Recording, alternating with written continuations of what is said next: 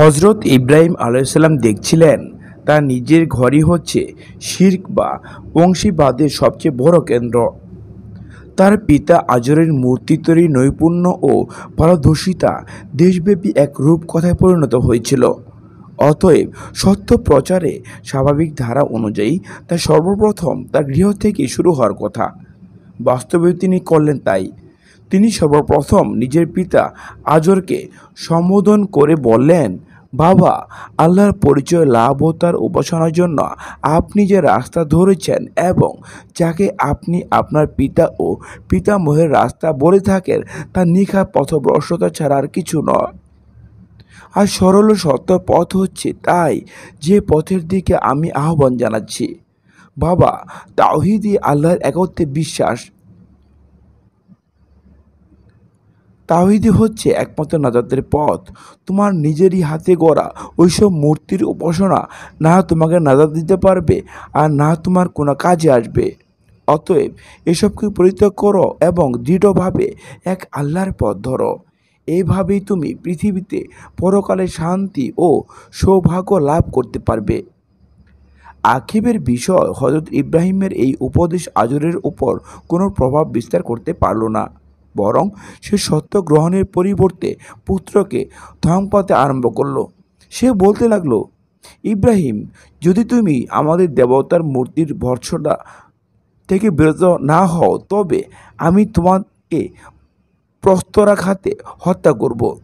ইব্রাহিম আলাইসাল্লাম যখন দেখলেন বিষয়টি এবার সীমা ছাড়িয়ে যাচ্ছে, একদিকে পিতার প্রতি সম্মান প্রদর্শনের প্রশ্ন আর অপরদিকে নিজের দায়িত্ব পালন, সত্যের পক্ষাবলম্বন এবং সর্বোপরি আল্লাহর আনুগত্যের প্রশ্ন, তিনি পূর্বাপর বিষয়টি ভেবে দেখলেন।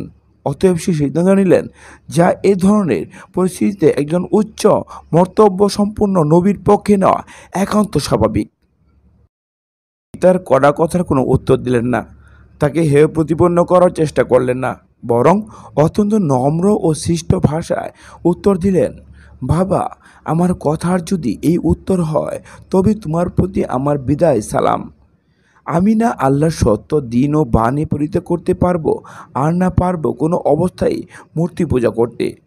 অতএব আমি পৃথক হয়ে গেলাম তোমার কাছ থেকে। তবে তোমার অনুপস্থিতিতে আমি আল্লাহর দরবারে তোমার জন্য প্রার্থনা জানাবো যাতে তুমি হিদায়াত প্রাপ্ত হও এবং আল্লাহর আযাব থেকে নাজাত পাও। সূরা মারিয়ামে এই ঘটনা যেভাবে বর্ণনা করা হয়েছে, বর্ণনাকর এই গ্রন্থে উল্লেখিত ইব্রাহিমের কথা, সে ছিল সত্যবাদী ও নবী। যখন সে তার পিতাকে বলল, হে আমার পিতা, শুনে না দেখে না এবং তোমার কোনো কাজে আসে না, তুমি তার বন্দেগী করবে কেন? হে আমার পিতা, আমার কাছে তো এসেছে জ্ঞান যা তোমার নিকট আসেনি, সুতরাং আমার অনুসরণ করো, আমি তোমাকে সুপথ দেখাবো। হে আমার পিতা, শয়তানের বন্দেগী করো না, শয়তান দয়াময়ের না ফলমান। হে আমার পিতা, আমি আশঙ্কা করি তোমাকে দয়াময়ের আযাব স্পর্শ করবে এবং তুমি শয়তানের সঙ্গী হয়ে পড়বে। পিতা বলল, হে ইব্রাহিম, তুমি কি আমার দেবদেবী থেকে বিমুখ হচ্ছ? যদি তুমি নিবৃত্ত না হও তবে আমি প্রস্তরাঘাতে তোমার প্রাণ সংহার করব। তুমি চিরদিনের জন্য আমার কাছ থেকে দূর হয়ে যাও। ইব্রাহিম বলল, তোমার কাছ থেকে বিদায়। আমি আমার প্রভুর কাছে তোমার জন্য ক্ষমা ফরিয়াদ করব। তিনি আমার প্রতি অতিশয় অনুগ্রহশীল। আমি তোমার থেকে তোমার আল্লাহ ছাড়া যাদের ইবাদত করো তাদের থেকে পৃথক হচ্ছি। আমি আমার প্রভুকে আহ্বান করি, আশা করি আমার প্রভুকে আহ্বান করে আমি ব্যর্থ হব না।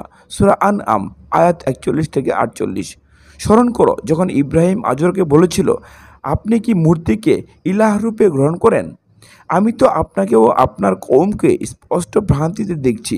সূরা আনআম আয়াত 74।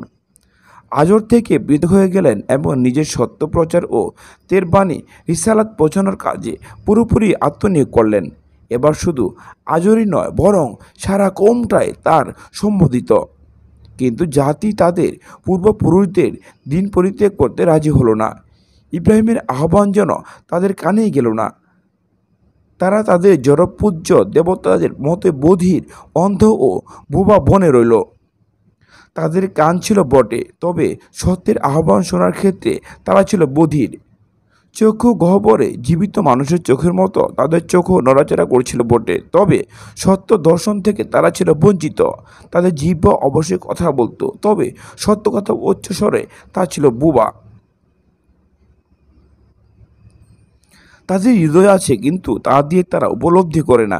তাদের চোখ আছে তা দিয়ে তারা দেখে না, এবং তাদের কান আছে কিন্তু তা দিয়ে তারা শোনে না। এরা পশুর মতো, না তা অপেক্ষাও অধিক মৃদু। তারা উদাসীন। সূরা আরাফ আয়াত ১৭৯। যখন ইব্রাহিম আলাইহিসসালাম খুব জোর দিয়ে তাদের জিজ্ঞেস করলেন, তোমরা বলো, যাদের তোমরা পূজা অর্চনা করছো তারা কি তোমাদের কেতান উপকার বা অপকার করতে পারে?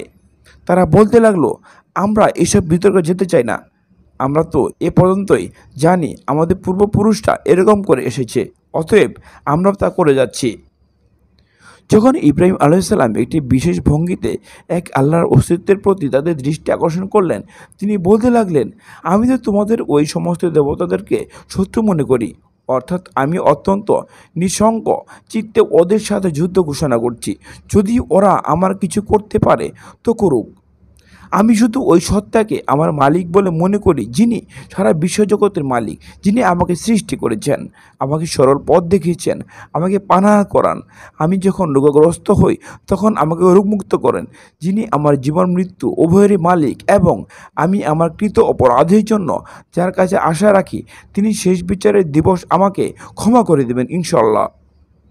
আমি তারই দরবারে ফরিয়াদ করি, হে আমার প্রভু, তুমি আমাকে সঠিক সিদ্ধান্ত গ্রহণের শক্তি দাও, আমাকে পুণ্যবন্তের তালিকাভুক্ত করো, সত্য ভাষণের ক্ষমতা দাও, এবং জান্নাতের উত্তরাধিকারীদের অন্তর্ভুক্ত করো।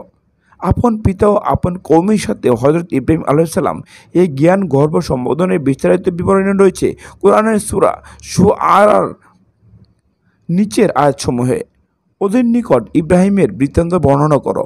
সে যখন তার পিতা ও তার কওমকে বলেছিল, তোমরা কিসের ইবাদত করো? ওরা বলল, আমরা প্রতিমার পূজা করি এবং আমরা নিষ্ঠার সাথে ওদের পূজায় রত থাকব। সে বলল, তোমরা আহ্বান করলে ওরা কি শোনে? অথবা ওরা কি তোমাদের উপকার কিংবা অপকার করতে পারে? ওরা বলল, না, তবে আমরা আমাদের পিতৃপুরুষদের এরূপে করতে দেখেছি। বলল, তোমরা কি তার সম্বন্ধে ভেবে দেখেছ, যার পূজা করছ তোমরা এবং যার পূজা করত তোমাদের অতীত পিতৃপুরুষরা? বিশ্বজগতের প্রভু ছাড়া তারা সকলেই আমার দুশমন। তিনি আমাকে সৃষ্টি করেছেন এবং তিনি আমাকে পথ প্রদর্শন করেন।